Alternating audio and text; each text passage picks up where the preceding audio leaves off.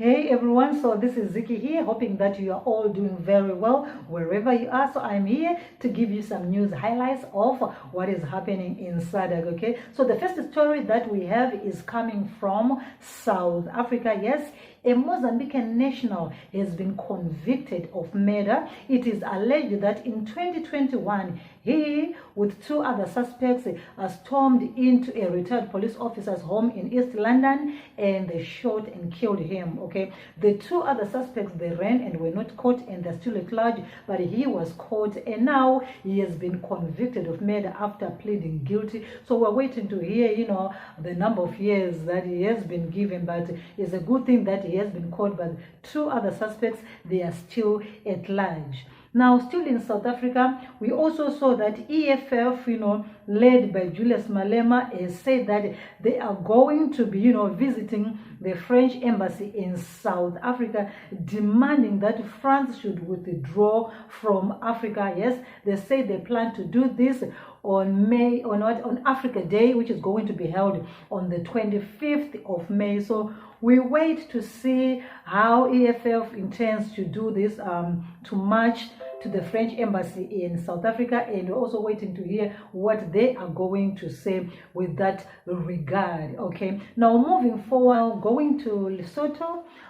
We saw earlier on that the Free Lesotho movement said that they were advocating for Lesotho to be the 10th province of South Africa, and we saw matches being held in Lesotho and also in South Africa. That is a developing story because it seems like more and more stories are coming out of that movement, and they say that they want to have a referendum whereby people can actually vote if they want to be in Lesotho or they want Lesotho to be part of South Africa. That too is a story that we're interested to be following to see what is going to happen. Okay, are they going to be, to be part of South Africa, or is just a dream and a wish that might not even come to pass? Okay, now moving to Swaziland.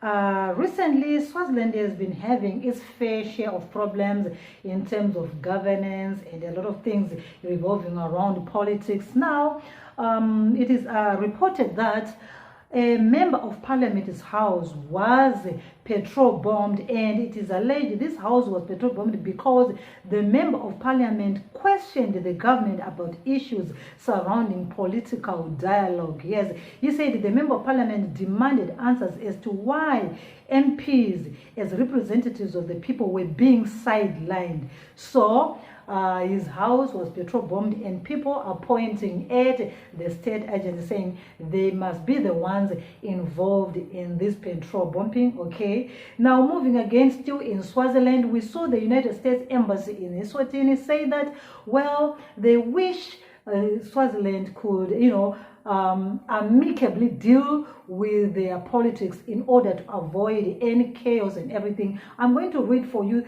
the statement that they said here, okay? So the United States Embassy in Eswatini has reiterated the call for honesty and inclusive dialogue in the kingdom, okay? Adding that they want the country to move forward with a responsible and stable political system that will support and uplift the country. Okay, so this statement was actually posted on the US Embassy on Facebook. Yes, that's where it was posted. So I came across this statement, so I just decided to share it with you, my friends. Okay, they also say that we want constructive dialogue with all stakeholders at the table. It is very essential, okay? Inclusive, peaceful, and constructive dialogue on issues of concern to all Eswatini will help this country move forward and heal, okay?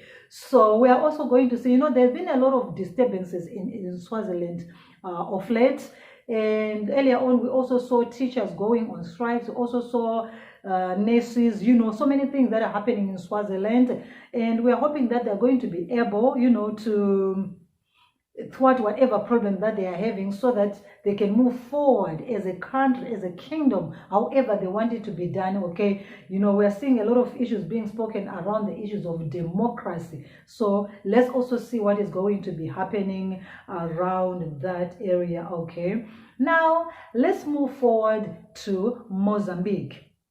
For the past 6 years, Mozambique has not been receiving any aid or any money from IMF, the International Monetary Fund, but recently they secured some money. Okay, so the International Monetary Fund approved a fresh economic program for Mozambique that includes a $456 million loan. Okay, so we see again with Mozambique has now received this loan. So let's see how they're going to use it, to better the lives of people, to improve areas that need to be improved. We know Mozambique has been having a lot of issues from, floods to these wars and, all these conflicts that have been happening in Mozambique. So we hope that they're going to be able to use this money for the betterment of the country. Okay, they say the IMF funds will be vital to rebuild Mozambique's economy, okay, which is going down due to the pandemic and many other things that I've already spoken about. Okay, still speaking of Mozambique, there are some elephants that crossed into South Africa via Eswatini border, and these elephants were from Mozambique. Okay, now they've been captured, or rather they've been rescued, and they're going to be returned back to Mozambique. A lot of people have been following this story. Like, what? How did these elephants move from Mozambique to Eswatini, and then they crossed into South Africa? How? Okay, so now it's good news because they have been captured and they're going to be returned safely. All right. Interesting, right? Now let's go to Zimbabwe. Zimbabwe, a lot of things have been happening there, but right now I'm not going to be talking about politics. I'll take you to the social scene. Two of Zimbabwe's, artists, well-celebrated artists, okay, musicians, they have been caught on the wrong side of the law, okay, domestic violence.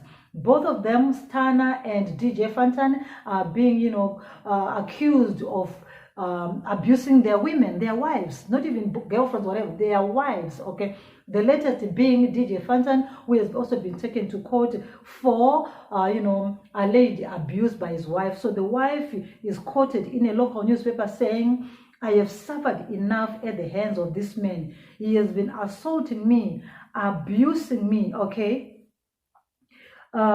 destroying our property, and I think it's high time justice takes its course. I am at Waterfall's police at the moment, and he has since been detained. They have locked him up. I am not aware of the procedures regarding when we are going to appear in court, but that is my wish because I want him to be stopped from abusing me. He doesn't want me to do my own things, arguing that I should be the housewife, only responsible of household chores. This is despite the fact that he doesn't give me money. I have suffered emotional and economic abuse. So when I challenge all this, he becomes violent, abusing me and destroying our property." So this is the message from the wife to DJ Fantan, who is saying that she has been abused for a very long time. It's very embarrassing, these role models, so-called role models in our societies, and now they come out with all this, abusing their wives behind the scenes.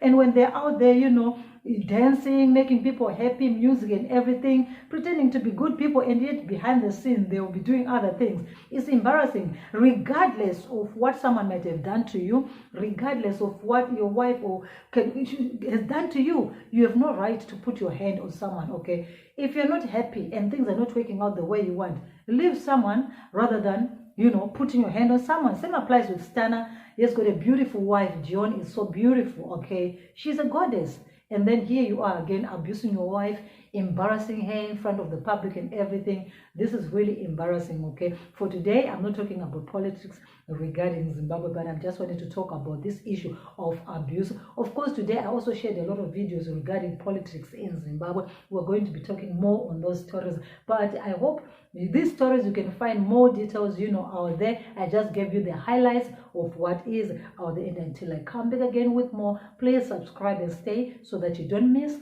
on this and more.